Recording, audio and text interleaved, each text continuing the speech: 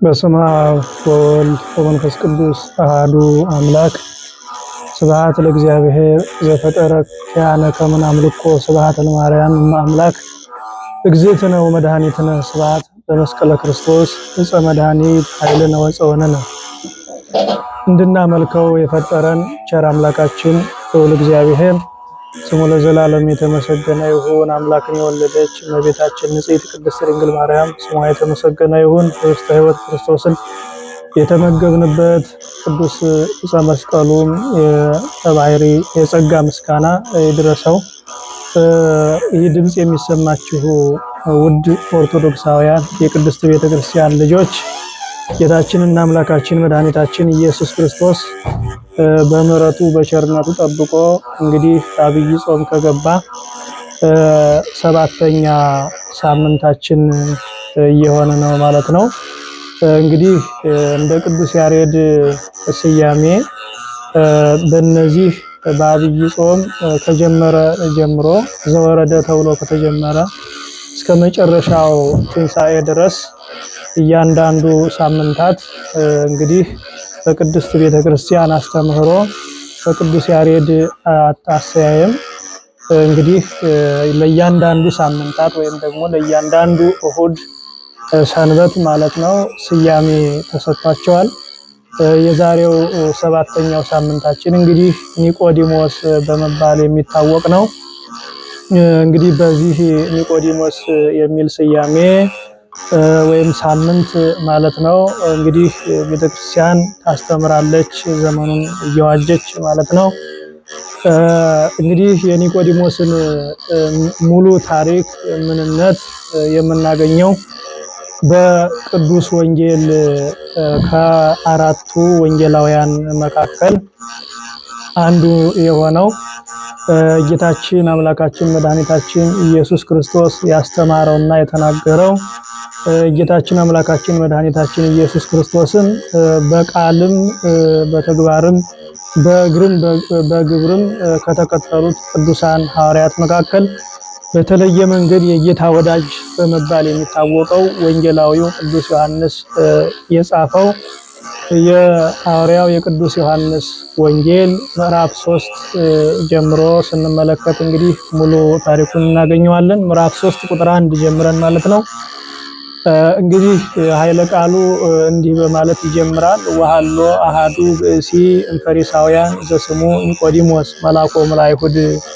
ከፈሪሳውያን ወገን የሆነ ኒቆዲሞስ የሚባል አንድ ሰው ነበረ።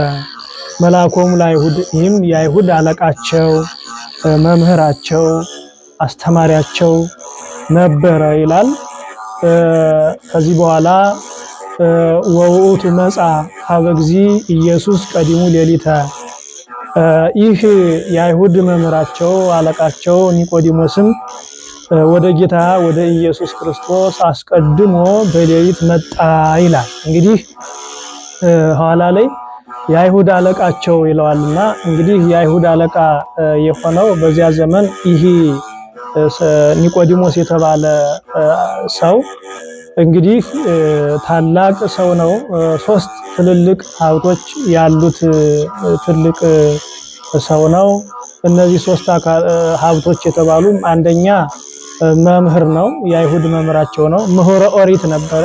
ኦሪትን በዛ ዘመን ጥንቅቅ አድርጎ ያወቀ የተማረ ነበረ በዚያ ዘመን ማለት ነው። እና አይሁድን ያስተምራቸዋል። እንግዲህ በአይሁድ ዘንድ ለነሱ ከኒቆዲሞስ የበለጠ ሌላ መምህር አልነበራቸውም። መምህራቸው አስተማሪያቸው የሚገስጻቸው የሚመክራቸው ማንኛውንም ጥያቄ የሚመልስላቸው ይህ ሰው ነበረ ኒቆዲሞስ ማለት ነው። እና እንግዲህ አንዱ ሀብቱ መምህርነት ነው። ሁለተኛው ሀብቱ ደግሞ ባለስልጣን ጭምር ነበረ። ሶስተኛው እጅግ በጣም ባለጸጋ ነበረ። ነገር ግን እነዚህ 3 ሀብቶች ማለትም መምህርነት፣ ስልጣን እንደገና ደግሞ በጣም እጅግ የበለጸገ ባለሀብት ባለጸጋ ሆኖ ሳለ እነዚህ ኃላፊነቶቹ ሳይገድቡት ሳያስቸግሩት ሌሊት ወደ ጌታ ኢየሱስ እየሄደ ወንጌል ይጠይቅ ነበረ፣ ይማር ነበረ። እንግዲህ አሁን ከዚህ እኛም መማር መቻል ስለሚጠበቅብን ነው እንግዲህ ቅዱስ ወንጌል የተጻፈው። እንዲሁ ዝም ብሎ ታሪኩን ተርኮ ለማለፍ ለመሄድ ሳይሆን ከዚህም እኛ ምን እንማራለን ነው አሁን የሚለውን ሙሉ ታሪኩን እያየን እንሄዳለን። ግን ባጭሩ እያንዳንዱ ኃይለ ቃል ከዚህ አሁን ምን እንማራለን? ለምሳሌ ቅድም እንግዲህ በሶስት የሥራ ጫናዎች ላይ እያለ እነዚህ የሥራ ጫናዎቹ ግን አልገደቡትም። ወደ ጌታ ኢየሱስ እየሄደ ለመማር፣ የቀረውን ለማስተካከል፣ የጎደለውን ለመሙላት፣ ያልተማረውን ለመማር፣ ያልያዘውን ለመያዝ እንግዲህ ምንም እነዚህ ሶስት ነገሮች አልገደቡትም። እውነት ለመናገር ይህ በብዙ ስልጣን በትልልቅ ስልጣን ላይ ላሉት አካላት እንደገና ደግሞ በሀብት በተደራራቢ ሀብት ላሉት እንግዲህ በተለያየ የሥራ መደብ ላሉት ሰዎች ትልቅ ትምህርት የሚሆን ታሪክ ነው ይሄ እውነት ለመናገር። ምክንያቱም በእነዚህ ሶስት የሥራ ሁኔታዎች ሆኖ ነገር ግን አሁንም ዕውቀት ይጠይቅ ነበረ። በቃኝ አላለም። ወይም ደግሞ እኔ ሙሉ ሰው ነኝ፣ የሚቀረኝ ነገር የሚጎርለኝ ነገር የለም አላለም። በትህትና የቀረውን ነገር ራሱን እያንዳንዳችን እኔ ምን ይቀረኛል ብለው እናውቀዋለን። መቼስ ምንም እንኳን የሙሉነት ስሜት ቢሰማን የዕውቀት ስሜት ቢሰማንም ነገር ግን እያንዳንዳችን ምን ይቀረናል፣ እኔ ምን ይጎለኛል፣ ምን ማወቅ አለብኝ፣ ያላወቅኩት ነገር ምንድነው የሚለውን መቼስ አይምሮ አለንና ሁላችንም እናውቃለን። እና ይህን ከዚህ መማር መቻል ይጠበቅብናል።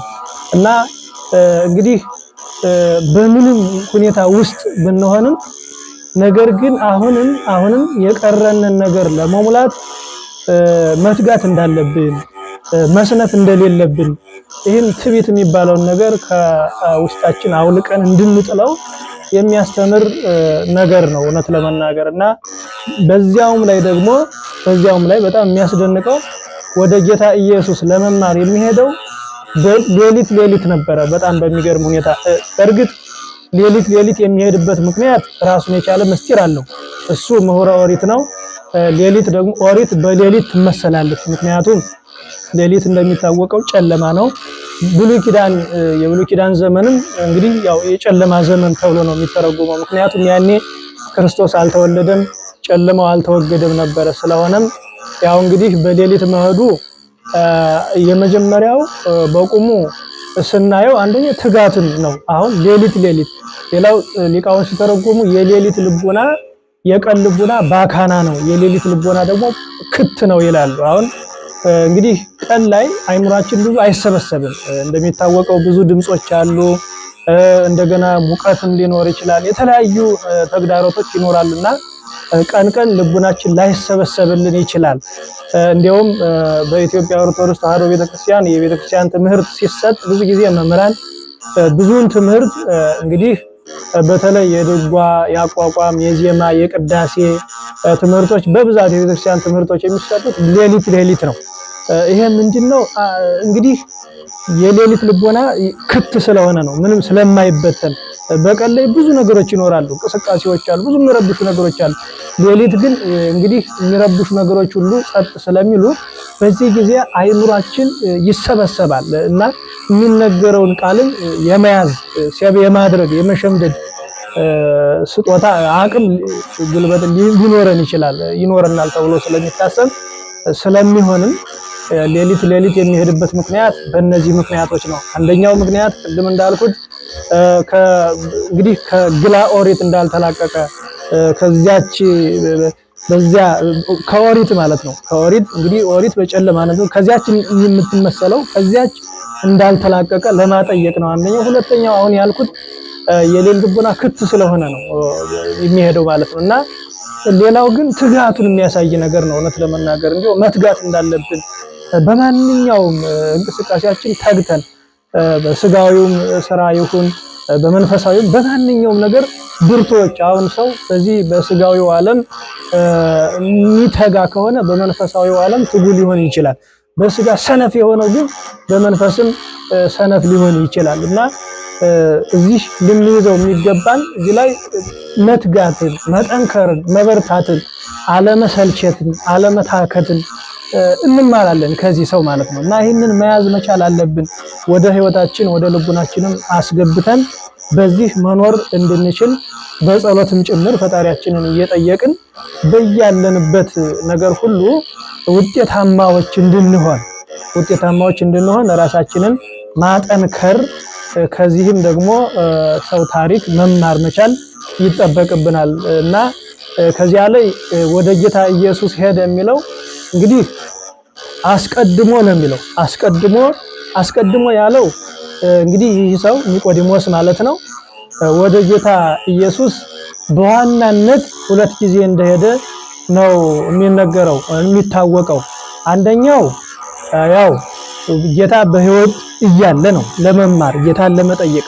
ሁለተኛው ደግሞ ጌታ ኢየሱስ በዕለተ ዓርብ ቅድስት ነፍሱን ከክብርት ሥጋው ለይቶ በመልዕልተ መስቀል ላይ ሳለ ከአርማትያሱ ከዮሴፍ ጋር እሱን ለመቅበር ወደ ጌታ ኢየሱስ ሄዷል እና ስለዚህ ይሄ ሰው ወደ ጌታ ሄደ አንደኛ ጌታ በሕይወት እያለ፣ ሁለተኛ ደግሞ ጌታ ከሞተ በኋላ ጌታን ለመገነዝ። ስለዚህ ነው ዮሴፍ ወኒቆዲሞስ ገነዝዎ ለኢየሱስ በሰንዱናት ለዘተንሥአ እሙታን በመንክርኪር በሥርዓተ ቅዳሴ ላይ ቅዳሴ ሲቀደስ ዮሴፍ ወኒቆዲሞስ ገነዝዎ ለኢየሱስ በሰንዱናት ዮሴፍና ኒቆዲሞስ ጌታ ኢየሱስ በሞተ ጊዜ ከመስቀል አውርደው በድርብ በፍታ ገነዙት። ለዘተንሥአ እሙታን በመንክርኪን እጹብ ድንቅ በሚያሰኝ አምላካዊ ጥበብ የተነሳውን ኢየሱስ ክርስቶስን ለመገነዝ ዮሴፍ ኒቆዲሞስ ከዮሴፍ ጋር ሄደ ይላልና ስለዚህ በኋላ ጌታ ሙቶ ለመገነዝ ወደ ጌታ ስለሚሄድ ከዚህ አስቀድሞ ለማለት ወንጌሉ አስቀድሞ ብሎታል። ወደ ጌታ ይህ ሰው አስቀድሞ ወደ ጌታ ኢየሱስ ሄደ። እያንዳንዱ እንግዲህ የወንጌል የቅዱስ መጽሐፍ እያንዳንዱ ኃይለ ቃላት ምስጢር አላቸው፣ ትርጉም አላቸው። ዝም ብሎ የሚታለፍ ነገር አይደለም።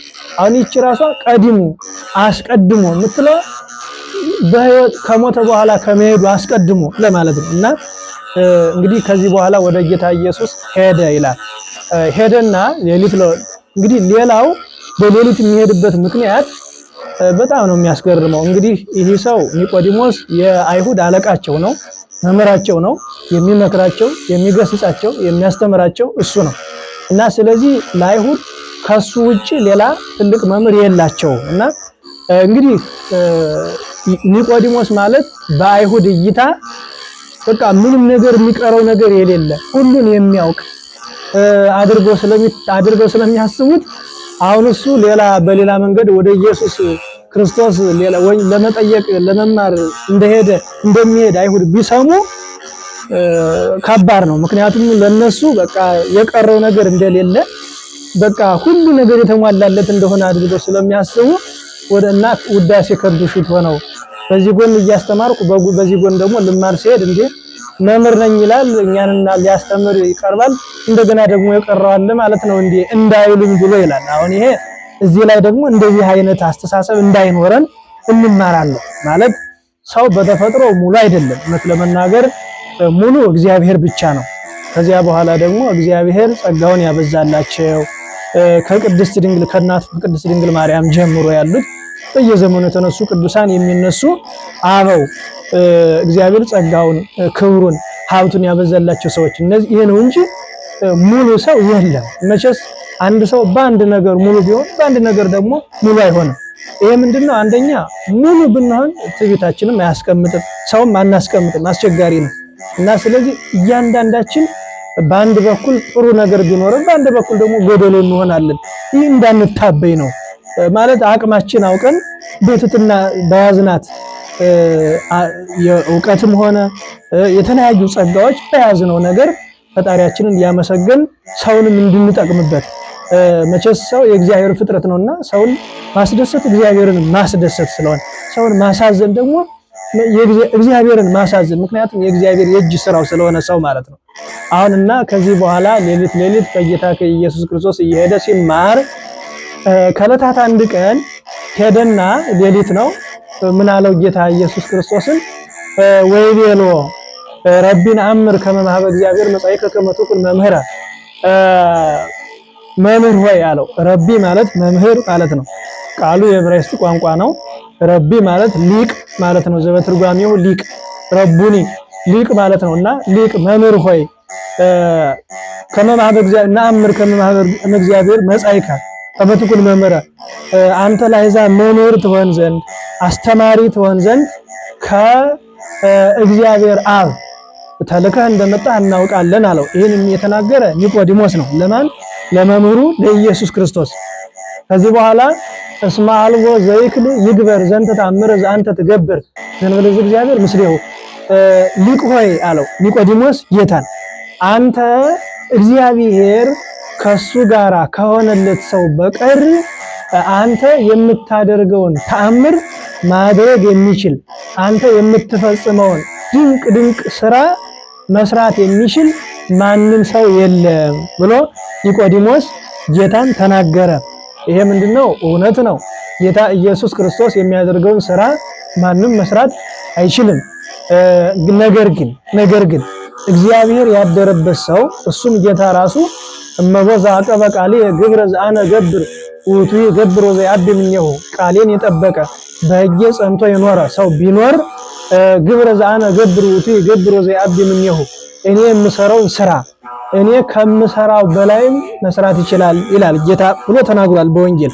ግን እኔ ከምሰራው በላይ መስራት ይችላል ማለቱ ጌታ ከኔ የሚበልጥ አለ ማለቱ ሳይሆን እኔ ሰው ሁኜ በተመላለስኩበት ሰው ሁኜ በዚህ ዓለም ሳስተምር ሰው ሁኜ በዚህ ዓለም ስኖር ከሰራውት ስራ በላይ ማለት ነው እንጂ ከጌታ በቀር ከጌታ በላይ ማንም ሰው እንደሌለ የታወቀ ነገር ነው። ቅዱስ መጽሐፍም ሌሎች መጻሕፍትም ምስክሮች ናቸው። ስለዚህ አሁን አንተ ካደርክበት ሰው በስተቀር አንተ የምትሰራውን ተአምር አንተ የምትሰራውን ድንቅ ስራ አንተ የምታደርገው ነገር ሁሉ መስራት የሚችል ማንም የለም አለው።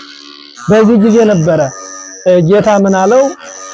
እንግዲህ ኒቆዲሞስ ምንም ነገር ሁሉ ነገር እንደሚያውቁ ሳይሆን የቀረው ነገር እንዳለ ኒቆዲሞስም ያውቃል። ከኒቆዲሞስ በላይ ደግሞ ራሱ መምህሩ ክርስቶስም ያውቃልና በዚህ ጊዜ ነበረ ጌታ ኢየሱስ ክርስቶስ እንዲህ አለው ኒቆዲሞስን አማን ወአውስአ እግዚ ኢየሱስ ወይቤሎ አማን አማን እብለከ ዘኢተወልደ ዳግመ ኢይሬያ በመንግስተ እግዚአብሔር እውነት እውነት እልሃለሁ ኒቆዲሞስ እውነት እውነት እልሃለሁ ዳግመኛ ያልተወለደ አለው የእግዚአብሔርን መንግስት ሊገባባት ቀርቶ በዓይኑ ሊያያት የሚችል ማንም የለም አለው። ዳግመኛ ያልተወለደ ሲለው በዚህ ጊዜ ኒቆዲሞስ ግራ ገባው። ምክንያቱም ኒቆዲሞስ የሚያውቀው ሰው አንድ ጊዜ ሲወለድ ብቻ ነው። እሱም ከአባት ዘር ከእናት ደም ተከፍሎ መወለድ ብቻ ነው የሚያውቀው። ከዚያ ሁለተኛ መወለድ እንዴት ነው? አያውቅም፣ አላወቀም ኒቆዲሞስ። ወአውሳ ኒቆዲሞስ ወይቤሎ እግዚ ኢየሱስ እፎ ይክልኑ እፎ ይክል ሰብ ዳግመ ተወልዶ እንድረ ልብቀ። ኒቆዲሞስም መለሰ እንዲህም አለው ሰው ከተወለደ በኋላ እንደገና ሁለተኛ መወለድ ካደገ ከጎለመሰ ከሸመገለ በኋላ ወይክል በዊአ ወገቢያ ውስተ ከርሰ እሙ ወይተወለድ ዳግመ ተወልዶ እንደገና ሁለተኛ ወደ እናቱ ማህፀን ወደ አባቱ አብራክ ገብቶ በእናቱ ማህፀን ሁለተኛ ይወለድ ዘንድ ይቻላልን አለው። ማን? ኒቆዲሞስ።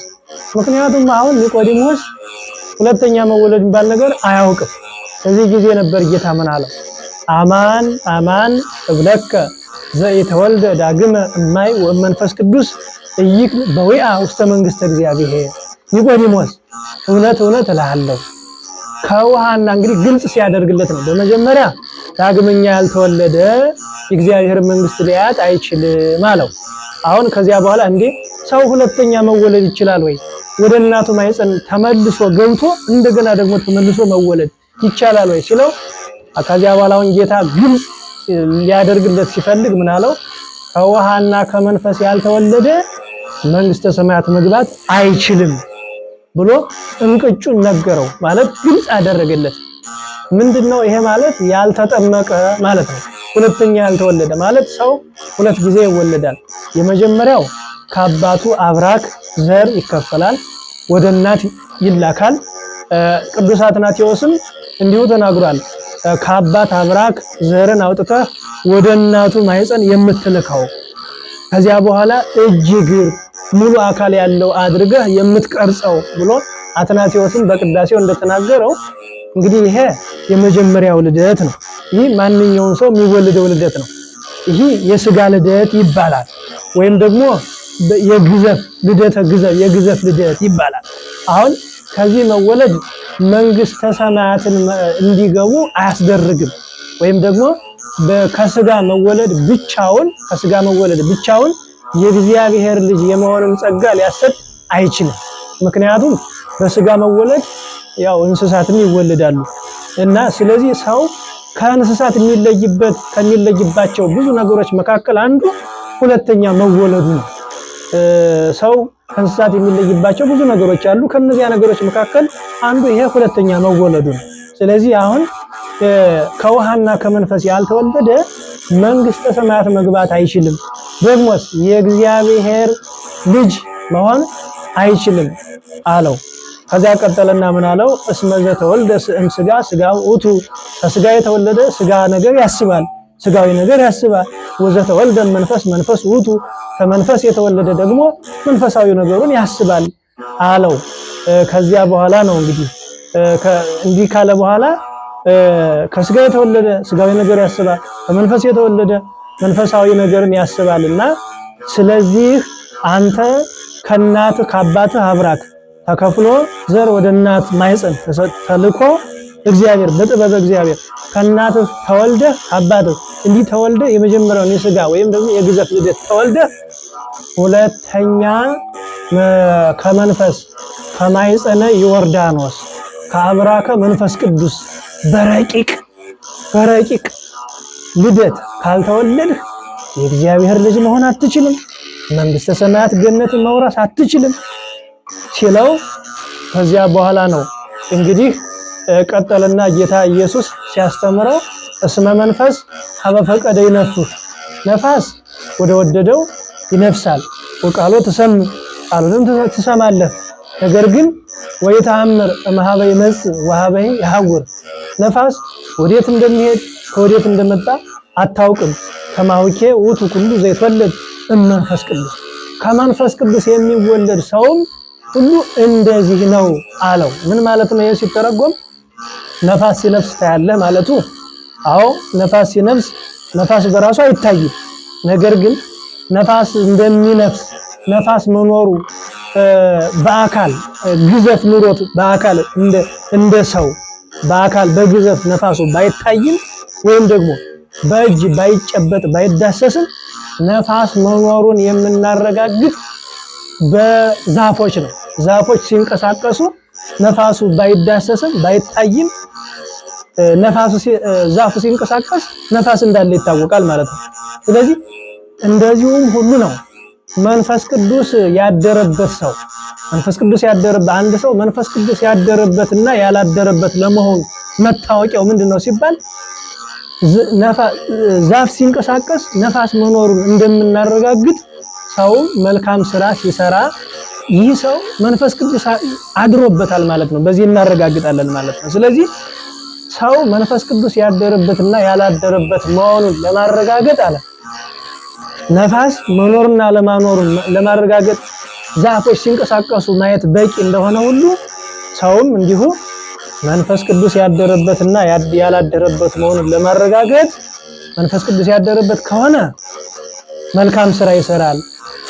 ፍቅር ያለው ሰው ይሆናል። ሁሉን የሚወድ ትህትና ያለው ንጽህና ያለው ጸሎተኛ የሆነ ይህን ተሳዳቢነትን ስም አጥፊነትን ይሄ አላደል መጥፎ ነገሮችን አጠቃላይ ለሰዎች የሌላቸውን ስም መስጠት የቤተ ክርስቲያንን ስም ማጥፋት በቃ ሰው የሆነውን ሁሉ መሳደብ እንደዚህ ሲያደርግ ይህ ሰው ያደረበት ርኩስ መንፈስ እንጂ መንፈስ ቅዱስ አይደለም ማለት ነው።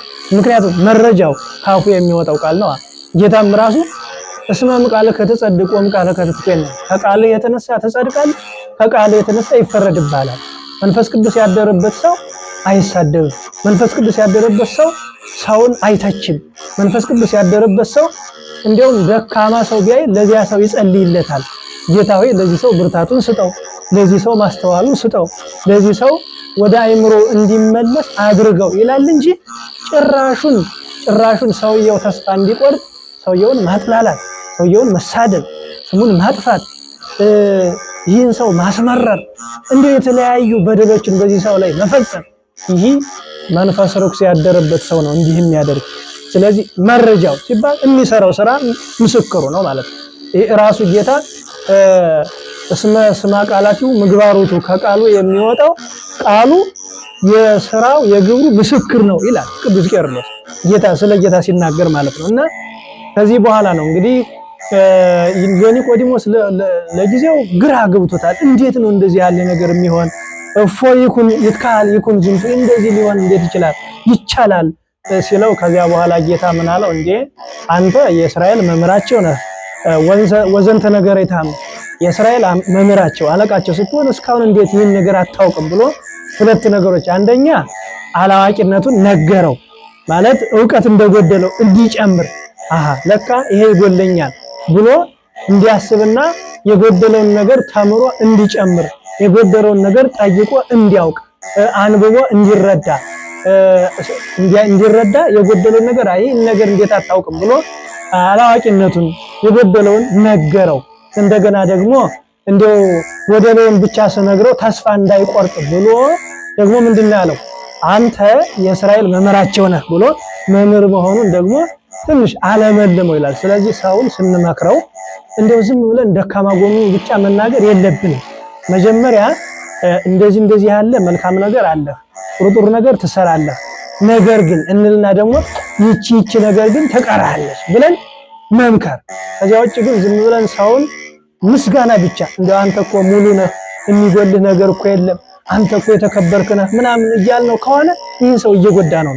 ምክንያቱም ይህ ሰው ጎደለውን ካልነገርነው፣ መልካም ጎኑን ብቻ ከነገርነው ይህ ሰው የጎደለኝ ነገር የለም ማለት ነው ይልና በቃ የጎደለውን ነገር ለማሟላት አይታትርም፣ አይወጣም፣ አይወርድም፣ አይደክምም፣ ጥረት አያደርግም።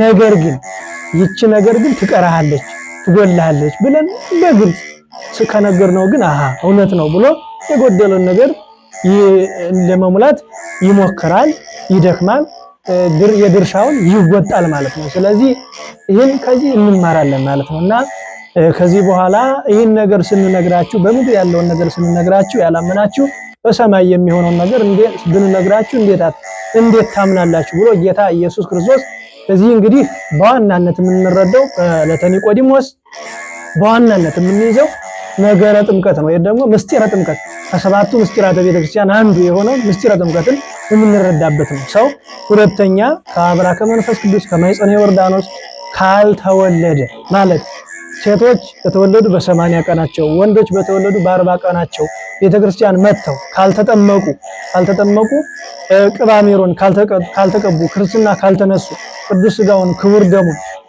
ቅዱስን ካልተቀቡ ካልቀመሱ የእግዚአብሔር ልጅ የመሆን ጸጋን ማግኘት እንደማይችሉ በዚህ ሳምንት የምንማርበት ነው። ይሄ ደግሞ ራሱ ክርስቶስ ያስተማረን ነው። ወንጌል ላይ ራሱ ክርስቶስ ተጠምቆ ነው እንግዲህ ተጠመቁ ያለን። እኛ እንግዲህ ቤተክርስቲያን ስንጠመቅ፣ እኛ ኦርቶዶክሳውያን ክርስቲያኖች ስንጠመቅ ዝም ብለን ልብ ወለድ አይደለም። እኛ የኢትዮጵያ ኦርቶዶክስ ተዋሕዶ ቤተክርስቲያን ልብ ወለድ አይደለም የምታደርገው።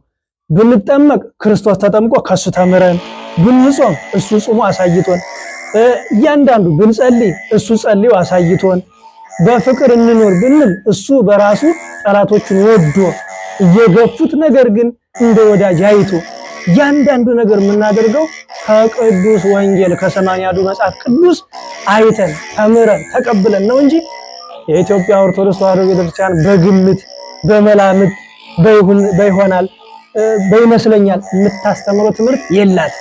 ከመጽሐፍ ቅዱስ የወጣ ትምህርት የላትም። ድርሳናቱ፣ ገድላቱ ስለ ጥምቀት ስለተለያዩ ምስጢራት ቢያወሩ መጽሐፍ ቅዱስን መሰረት አድርገው ነው። ስለዚህ ይህንን እንማራለን ማለት ነው።